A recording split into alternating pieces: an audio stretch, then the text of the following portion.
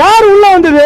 1000 பேர் எக்ஸ்ட்ரா வந்து தள்ளுமுள்ளு பண்ணி கத்தி எடுத்து வெட்டி செருப்பு எடுத்து அடிச்சு, செருப்பு நீங்க ரவுண்ட் பண்ணி விஷுவல் பண்றீங்கல்ல, செருப்பு வந்து விழுதுன்ட்டு. அப்ப அவனை அடிச்சவனை, செருப்பு அடிச்சவனை உங்களால விஷுவல் பண்ண முடியல, ஏன் அவனை தூக்கல? இது வரைக்கும் இன்வெஸ்டிகேஷன் வளையத்துக்குள்ள வரலாம? சொல்லுங்க. சொல்ல முடியாது, ஏன்னா அது நம்ம தானே செஞ்சோம். அப்புறம் எப்படி சொல்ல முடியும்? காழ்ப்புணர்ச்சி, அரசியல் காழ்ப்புணர்ச்சி. உன் அரசியல் காழ்ப்புணர்ச்சி ஸ்டேஜ்ல பேசு.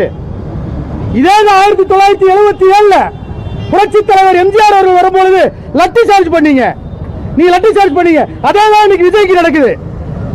ஏன் நீங்க உங்க பாலிடிக்ஸ் பண்ணுங்க, போய் பனையூர்ல போய் சண்டை போடுங்க, ஸ்டேஜ் போட்டு சண்டை போடுங்க. மக்கள்கிட்ட எங்க காட்டுறீங்க?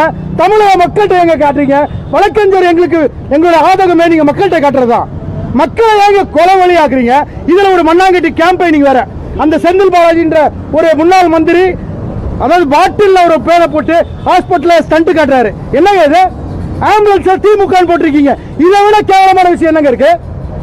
மக்கள்ல பைத்தியக்காரனாங்க, தமிழக மக்கள்ல பைத்தியக்காரனா? என்ன நினைக்கிறீங்க? 10,000 பேர் வரான்னு சொன்னா 27,000 பேர் வந்துட்டான்னு சொல்றீங்க.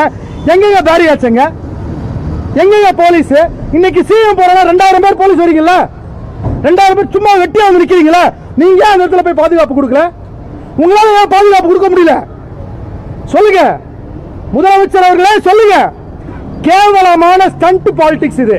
ஒருத்தன் வளர்றான்னா, மக்களுக்காக வளர்றான்னா நீங்க என்ன பண்ணணும்?